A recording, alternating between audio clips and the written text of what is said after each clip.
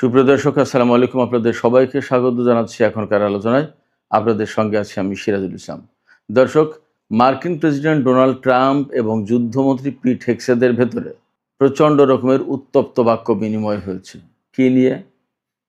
বিষয়টা আর কিছু নয়, ইরানের বিরুদ্ধে যুদ্ধ করতে গিয়ে আমেরিকা যে প্রচুর পরিমাণে অস্ত্র খরচ করে ফেলেছে এবং এখন নিরাপত্তার ঝুঁকিতে পড়েছে, এই বিষয়টি নিয়ে পিট হেগসেথের সাথে ট্রাম্পের উত্তপ্ত বাক্য বিনিময়।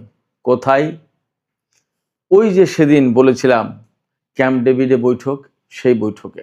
এরপর সেই ইরান মধ্যপ্রাচ্যের দেশগুলোকে আবার সতর্কবার্তা দিয়েছে, আমেরিকা যদি কোনো রকমের ইরানের উপরে হামলা চালায় তাহলে মধ্যপ্রাচ্যের যত গুরুত্বপূর্ণ জ্বালানি স্থাপনা আছে তার সমস্ত সবগুলো ধ্বংস করে দেওয়া হবে। ইরানের হুঁশিয়ারি এটা। একই সাথে ওমানের সাথে ইরানের যে হরমুজ প্রণালীর ব্যবস্থাপনা নিয়ে সমঝোতা হতে যাচ্ছে বা চূড়ান্ত হয়েছে, বলা হচ্ছে যৌথ ঘোষণা খুব শিগগিরই আসবে। তাতে পরিষ্কার সিদ্ধান্ত নেওয়া হয়েছে প্রতিটি জাহাজকে 5 থেকে 7% টোল দিতে হবে। এই টোল যদি আদায় করে তাহলে ইরান বছরে যে পরিমাণে অর্থ পাবে, বড় বড় technology company Nvidia, Alphabet, Microsoft, Apple, এই সমস্ত কোম্পানি যে পরিমাণে লাভ করে প্রতি বছর, ইরান শুধু হরমুজ প্রণালী থেকেই সেই পরিমাণে লাভ করবে, টাকা পাবে। এদিকে লোহিত সাগরে আরেকটি সৌদি জাহাজে হামলা চালিয়েছে ইয়েমেন। এরপরেও অর্থাৎ লোহিত সাগরে একের পর এক হুতিরা হামলা চালানোর পরেও তেলের দাম কমেছে। কেন কমছে তেলের দাম? সুপ্রিয় দর্শক, এই কয়েকটি বিষয় নিয়েই এখনকার আলোচনা। আশা করি আলোচনা ভালো লাগবে আর আপনারা শেষ পর্যন্ত সঙ্গেই থাকবেন। যদি ভিডিও ভালো লাগে তাহলে লাইক, কমেন্ট, শেয়ার করবেন এবং চ্যানেলটি সাবস্ক্রাইব করে সাথে থাকবেন। দর্শক, চলুন আমরা বিস্তারিত আলোচনা করি। প্রথমেই বলেছিলাম মার্কিন যুদ্ধমন্ত্রী পিট হেগসেথ, তার সাথে প্রেসিডেন্ট ডোনাল্ড ট্রাম্পের উত্তপ্ত বাক্য বিনিময় হয়েছে। কোথায় হয়েছে? ক্যাম্প ডেভিড বৈঠকে। কয়েকদিন আগে ক্যাম্প ডেভিডে যে বৈঠক হলো, সেই বৈঠকে। ওই বৈঠকে বসে সিদ্ধান্ত হয়েছিল ইরানের বিরুদ্ধে ভয়াবহ হামলা চালানো হবে। কিন্তু সেই বৈঠকে মার্কিন ভাইস প্রেসিডেন্ট জেডি ভ্যান্স এবং মার্কিন সামরিক বাহিনীর প্রধান জেনারেল ড্যান কেন তারা বিরোধিতা করেছিলেন এবং তারা দুইজন উদ্বেগ প্রকাশ করেছিলেন কি পরিস্থিতি দাঁড়াবে এই হামলা হলে। তার মূল কারণ ছিল আমেরিকার হাতে প্রচুর পরিমাণে অস্ত্র কমে গেছে। আর কেউ না জানুক, মার্কিন সামরিক বাহিনীর প্রধান জেনারেল ড্যান কেন তিনি তো জানেন। এবং আমি কিন্তু গতকালকের ভিডিওতেও বলেছি যে আমেরিকার বহু সংখ্যক জেনারেলকে ফায়ার করা হয়েছে, অর্থাৎ বরখাস্ত করা হয়েছে, অনেকে পদত্যাগ করেছে। মানে আমেরিকার মতো একটা দেশ, আমেরিকার মতো একটা সামরিক বাহিনী, তারা ইরানের সাথে যুদ্ধ করতে একেবারে অগোছালো, প্রচণ্ড রকমের বিশৃঙ্খল অবস্থায় পড়ে গেছে। এই সমস্ত খোঁজ খবর আর কেউ না জানুক, জেনারেল ড্যান কেন তিনি কিন্তু জানেন। তার এই জানার কারণে তিনি বড় যুদ্ধের বিরোধিতা করেছেন। কিন্তু পিট হেগসেথ তার মান মর্যাদা বাঁচানোর জন্য এবং প্রেসিডেন্ট ডোনাল্ড ট্রাম্পের কাছে তার অবস্থান ঠিক রাখার জন্য যুদ্ধের পক্ষে তিনি সাফাই গেয়ে যাচ্ছেন। কিন্তু যখন ডোনাল্ড ট্রাম্পের কাছে একদম সুনির্দিষ্ট রিপোর্ট পেশ করা হয়েছে যে অস্ত্র কমে গেছে, থার্ড ইন্টারসেপ্টর যেটা, সেটা 80% শেষ, পেট্রিয়ট ইন্টারসেপ্টর অর্ধেকের বেশি শেষ। আর আগেই তো বলেছি যে আমেরিকার দূরপাল্লার যে দুটো ক্ষেপণাস্ত্র, একটা হচ্ছে আর্মি ট্যাকটিক্যাল মিসাইল আর একটা হচ্ছে প্রিসিশন স্ট্রাইক মিসাইল। এই দুই মিসাইল আমেরিকার এখন যুদ্ধের প্রধান হাতিয়ার। এই দুটো অস্ত্র প্রায় শেষ, সামান্যই আছে, সহজ কথা। এই অবস্থায় আমেরিকা যদি ইরানের বিরুদ্ধে আবার যুদ্ধ শুরু করে তখন ইরান তো পাল্টা জবাব দেবে। আমেরিকা কি করবে তখন? এবং ইরান বলে রেখেছিল যে আমেরিকা যদি ইরানের অবকাঠামোতে জ্বালানি বা রেল সেতু বা রেল স্টেশন, বিমানবন্দর এই সমস্ত জায়গায় হামলা চালায়, তাহলে মধ্যপ্রাচ্যের একদম গুরুত্বপূর্ণ যত যত জ্বালানি স্থাপন আছে এবং বিমানবন্দর গুরুত্বপূর্ণ সমস্ত সবকিছু ধ্বংস করে দেবে ইরান। এইভাবেই তাদের প্রস্তুতি ছিল এবং তারা কিন্তু ঘোষণা করেছিল, তালিকা প্রকাশ করেছিল। ওইগুলো কি দিয়ে ঠেকাতো? আমেরিকা। যার কারণে আমেরিকা এই যুদ্ধ করেনি। কিন্তু আমেরিকা বলে কথা তো বিশ্বের যে ১ নম্বর শক্তি বলে নিজেকে এখনো দাবি করছে, সেই আমেরিকা ক্ষেপণাস্ত্রের অভাবে অথবা ইন্টারসেপ্টর, ইরানের ক্ষেপণাস্ত্র শুট ডাউন করার মতো ক্ষেপণাস্ত্র তার হাতে নেই। এই কথা তো ডোনাল্ড ট্রাম্প মানতে চান না, মানতে পারেন না। তিনি সবসময় বলেন কি, পৃথিবীর সর্বশ্রেষ্ঠ সবচেয়ে বিশাল বড় বাহিনী আমেরিকার, এবং তাদের হাতে সবচেয়ে বেশি অস্ত্র। এত বেশি অস্ত্র পৃথিবীর আর কারোর হাতে নেই। তাই যদি হয় তাহলে ব্যাপারটা কি দাঁড়াচ্ছে? তাহলে ব্যাপারটা দাঁড়াচ্ছে তার হাতে এখন ইরানের বিরুদ্ধে যুদ্ধ করার মতো ক্ষেপণাস্ত্র এবং প্রয়োজনীয় সব ধরনের অস্ত্র থাকতে হবে এবং যথেষ্ট পরিমাণে। ওই যে আমাদের বাংলাদেশের টাকায় লেখা থাকে না, চাহিবা মাত্র দিতে বাধ্য থাকিবে, একটা কথা লাগে না, ওই রকম আর কি। আমেরিকা মনে করে যে সে অর্ডার করবে, তার অস্ত্র, তার সামরিক বাহিনী রেডি থাকবে এবং শুরু করে দেবে। এখন ইরানের বিরুদ্ধে বিশাল বড় যুদ্ধ করবে, কিন্তু ইরানের পাল্টা প্রতিক্রিয়া কি করে থামাবে সেই যন্ত্রপাতি নেই, তাইলে হবে কি করে? এই জায়গায় ডোনাল্ড ট্রাম্প গেছে ক্ষেপে পিট হেগসেতের উপরে। পিট হেগসেত যুদ্ধমন্ত্রীর উপরে ক্ষেপে গেছেন এবং তিনি তো ফুল মিনিস্টার, পিট হেগসেত উপমন্ত্রী যিনি, তার কাঁধে দায় চাপাইছেন। ডোনাল্ড ট্রাম্প একদম তো পাগল না, এ সমস্ত বিষয়গুলো তো বলছেন। যুদ্ধমন্ত্রীর দায়িত্ব যে কত দূর ক্ষেপণাস্ত্র আছে, কত দূর নেই, কি হবে ইত্যাদি ইত্যাদি। এই যুদ্ধমন্ত্রী যদি নিজের দায়িত্ব এড়িয়ে আর একজন প্রতিমন্ত্রীকে বা উপমন্ত্রীকে দায়ী করার চেষ্টা করেন বা বলেন যে উনি জানেন আমি জানি না, তাহলে যুদ্ধমন্ত্রী থাকার কি প্রশ্ন, থাকার কি প্রয়োজন, তাই না? এই জায়গায় ডোনাল্ড ট্রাম্প প্রচণ্ডভাবে ক্ষেপে গেছেন। এবং আরও কয়েকদিন আগে একটা খবর বের হয়েছিল, আমিও ভিডিওতে বলেছিলাম, আরও 15-20 দিন বা 1 মাস আগে, যে ইরানের বিরুদ্ধে আসলে আর বড় যুদ্ধ করতে চান না ডোনাল্ড ট্রাম্প, জেডি ভ্যান্স এবং সেনাপ্রধান ড্যান কেইন। আর যুদ্ধের পক্ষে ছাপাই গাইছেন পিট হেগসেত, তারপরে মার্কো রুবিও। এরা এটা নিয়ে মার্কিন প্রশাসনের কিন্তু ভেদাভেদ অর্থাৎ বিভাজন সৃষ্টি হয়েছে, পার্থক্য হয়ে গেছে, আলাদা হয়ে গেছে, ফাটল হয়েছে। তো সেই আলাপ আলোচনার 15-20 দিন বা 1 মাস পরে এসে এখন যখন এই আলোচনা উঠছে যে ইরানের বিরুদ্ধে হামলা চালালে ইরান যে পাল্টা প্রতিক্রিয়া দেখাবে, ইরান যে ক্ষেপণাস্ত্র এবং ড্রোন মারবে ঝাঁকে ঝাঁকে, সেগুলো ঠেকানোর মতো কোনো ইন্টারসেপ্টার তাদের হাতে নেই পর্যাপ্ত। এবং তাদের হাতে যা আছে এগুলো যদি খরচ করে ফেলা হয়, তার কিছুদিন পরে ইরান যখন একাধারে মারতে থাকবে, সেইগুলোই তারা ঠেকাতে পারবে না। আর চীন, রাশিয়া, উত্তর কোরিয়া তো পরে থাকলো, চীন, রাশিয়া, উত্তর কোরিয়া কিন্তু ভেতরে ভেতরে অন্য লাইনে আছে।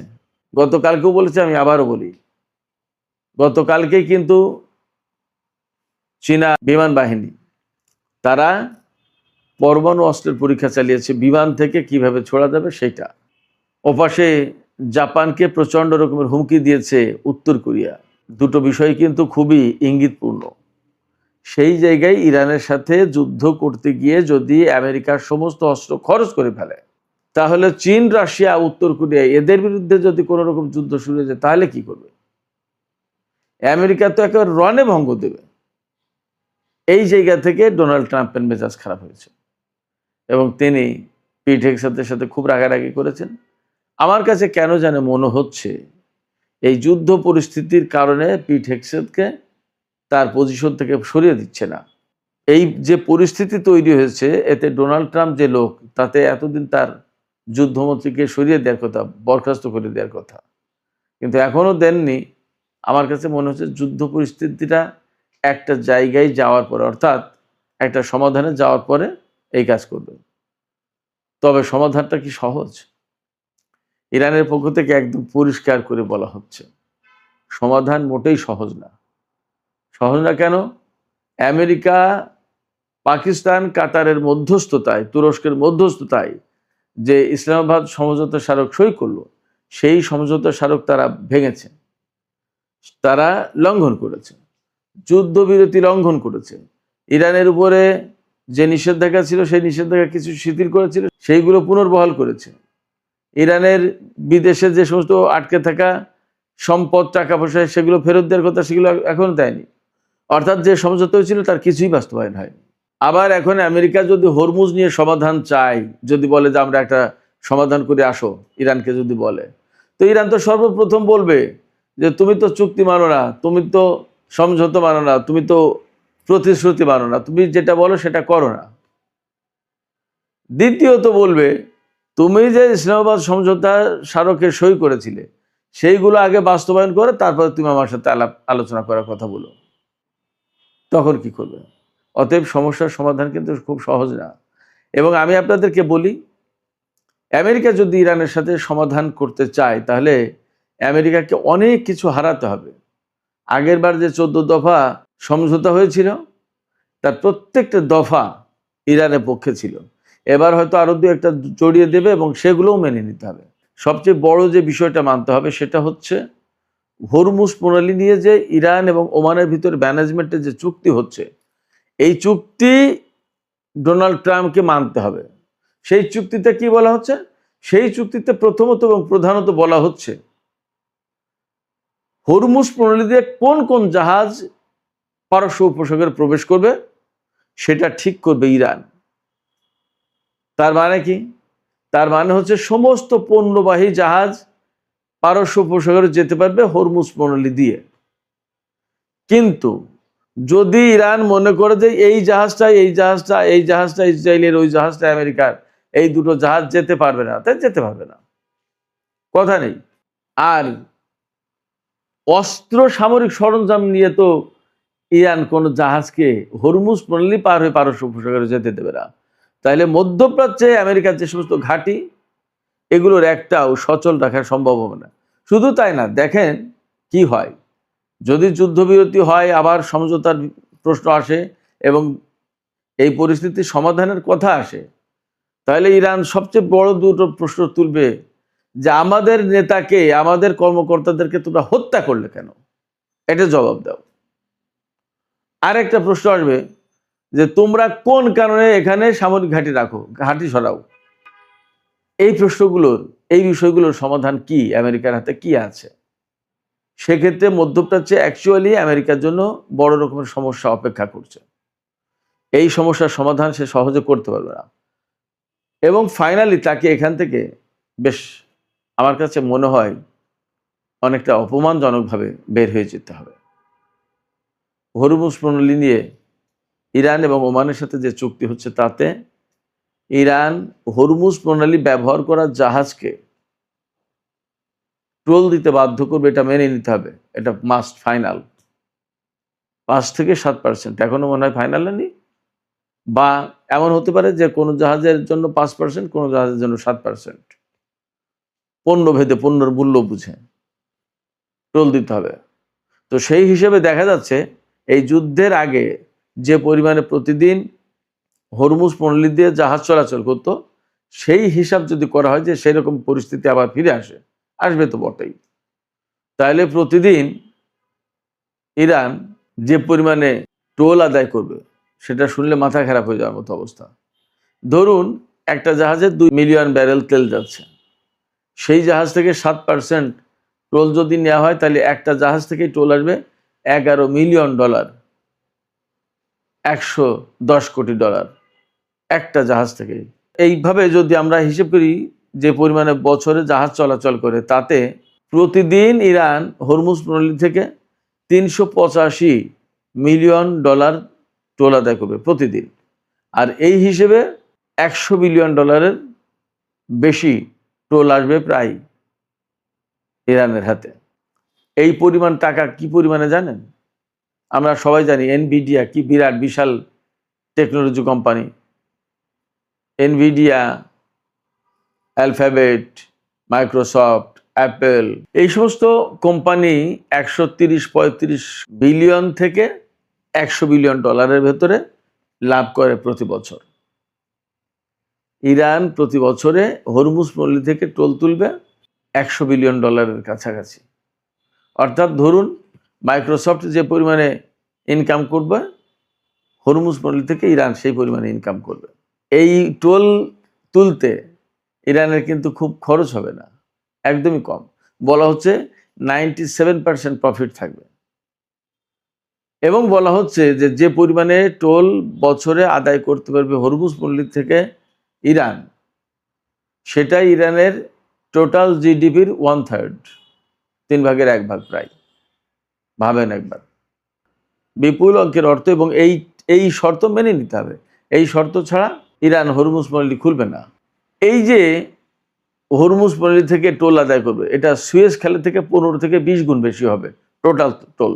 কারণ সুয়েজ খাল দিয়ে তো অত পরিমাণে জাহাজ যায় না, যত পরিমাণে জাহাজ বের হয় হরমুজ পল্লী দিয়ে, তত পরিমাণে তেলবাহী জাহাজ সুয়েজ খাল দিয়ে যায় না, কারণ বেশিরভাগ জাহাজ এশিয়ার দিকে যায় হরমুজ পল্লী থেকে। তো যাই হোক, আমরা আলোচনা করছিলাম সেই ডোনাল্ড ট্রাম্প পিট হেগসেথের দ্বন্দ্ব, সেখান থেকে এই সংকট সমাধান করতে গেলে কি কি হবে সেই প্রসঙ্গগুলো আসলো। ওই দ্বন্দ্বের ব্যাপারে কিছু কথা আছে, সেগুলোও বলতে হবে।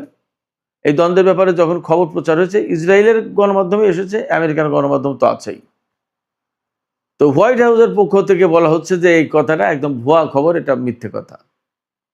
কিন্তু ভুয়া খবর যদি হয়, আমেরিকার যে সমস্ত গুরুত্বপূর্ণ পত্রিকা, তারা তাদের বিশ্বস্ততা ওই দেশের পাঠকদের কাছে কি রাখবে? এটা একটা প্রশ্ন না? সবচেয়ে মজার ব্যাপার, একজন সামরিক কর্মকর্তা এনবিসি নিউজকে বলেছেন যে ইরান যুদ্ধ করতে গিয়ে আমরা হয়তো ট্যাকটিক্যালি কিছু সুবিধা পেয়েছি, কিন্তু বাস্তব কথা হচ্ছে রাজনৈতিক দিক নির্দেশনার অভাবে আমরা স্ট্র্যাটেজিক্যালি পরাজিত হব। তিনি খুব কঠিন করে কথাটা বলেছেন। আমি সহজ করে বলি, সেটা হচ্ছে আমেরিকাকে খুব ন্যাক্কারজনকভাবে, অনেকটা অপমানজনকভাবে মধ্যপ্রাচ্যে পরাজয় বরণ করতে হবে। কারণ এমন একটা শক্তির সাথে লড়াই করতে এসেছে তারা জানতোই না যে এটা একটা ঘুমন্ত বাঘ। পাশাপাশি তারা শুধুমাত্র গায়ের শক্তি নিয়ে আমেরিকার যে সমস্ত প্রযুক্তি মোকাবেলা করা প্রয়োজন, সেই রকম মোকাবেলা করার প্রযুক্তি হাতে নিয়েই যুদ্ধে নেমেছে ইরান। ফলে এখান থেকে সহজ হবে না। অতএব মধ্যপ্রাচ্যের ঘাঁটি আমেরিকাকে ছাড়তেই হবে, যা পরিস্থিতি। এবং ডোনাল্ড ট্রাম্প যতই বলুক যে খুব ভালোভাবে এগোচ্ছে আলোচনা, একটা চুক্তি হয়ে যাবে, চুক্তি না করলে বিরাট বড় রকমের আঘাত করব, এ সমস্ত যত কথাই বলুক, ইরান যেভাবে আগাচ্ছে সেইভাবেই আগাতে হবে, এর বাইরে লাভ হবে না। এবং এর বাইরে লাভ করতে গেলে আমেরিকার সেনা ঘাঁটি এবং মধ্যপ্রাচ্যের যত গুরুত্বপূর্ণ ইনফ্রাস্ট্রাকচার সব ধ্বংস হয়ে যাবে। এই ঝুঁকি অন্তত পারস্য উপসাগরীয় আরব দেশগুলো নেবে না। ফলে মধ্যপ্রাচ্যে পরিস্থিতি কোনো মতেই আমেরিকার অনুকূলে, আমেরিকার পক্ষে থাকবে না। শুধু তাই না, আরও অনেক কিছু এই অঞ্চলে পাল্টানো শুরু হয়েছে। আমি আশা করছি সেটা নিয়ে আজ রাতের ভিডিওতে আলোচনা করব। তো দর্শক, এখনকার আলোচনা এখানে শেষ করতে চাইছি। শেষের আগে একটুখানি ছোট্ট করে বলি যে লোহিত সাগরে ইয়েমেনের হুতিরা কিন্তু সৌদি আরবের আরেকটি তেল ট্যাঙ্কারে হামলা চালিয়েছে। তবে দুটো পাকিস্তানি তেল ট্যাঙ্কারকে তারা বাব আল মান্দব প্রণালী পার হতে দিয়েছে। আমি গতকালকেই বলেছিলাম, পাকিস্তান এবং চীনের জাহাজকে অ্যালাউ করছে তারা। তো এই যে একের পর এক হামলা চালাচ্ছে হুতিরা, তারপরেও আন্তর্জাতিক বাজারে তেলের দাম কমেছে। ব্রেন্ট ক্রুড বিক্রি হচ্ছে $79 সামথিং সেন্ট, আর ওয়েস্ট টেক্সাস ইন্টারমিডিয়েট বিক্রি হচ্ছে $74 নিচে, 71 বা $72। তার মানে বেশ খানিকটা কমেছে। কিন্তু কেন কমছে এই কারণে, ওই যে হরমুজ নিয়ে বারবার ডোনাল্ড ট্রাম্প আশাবাদ দেখাচ্ছে যে একটা ভালো চুক্তি হবে, ভালো আলোচনা হচ্ছে, খুব সুন্দরভাবে এগিয়ে যাচ্ছে। এই সমস্ত কারণে আজকে কিন্তু বৃহস্পতিবার, সপ্তাহের শেষ দিনগুলো বেশ ক্রিটিক্যাল থেকে, দেখা যাক কি হয়। তো সুপ্রিয় দর্শক, এখনকার আলোচনা এখানে শেষ করতে চাইছি। যাওয়ার আগে আমি আপনাদের কাছে আপনাদের মতামত জানতে চাই যে হরমুজ পল্লীতে এই যে টোল আদায়ের সিস্টেম করতে যাচ্ছে ইরান, আমেরিকা তো অবশ্যই বাধা দেবে, কিন্তু শেষ পর্যন্ত ইরান কি এই টোল কার্যকর করতে পারবে?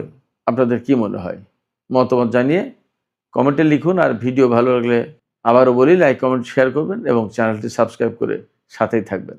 দর্শক, এখনকার আলোচনা এখানে শেষ করতে চাইছি। আপনারা সবাই অনেক অনেক ভালো থাকুন। আল্লাহ হাফেজ।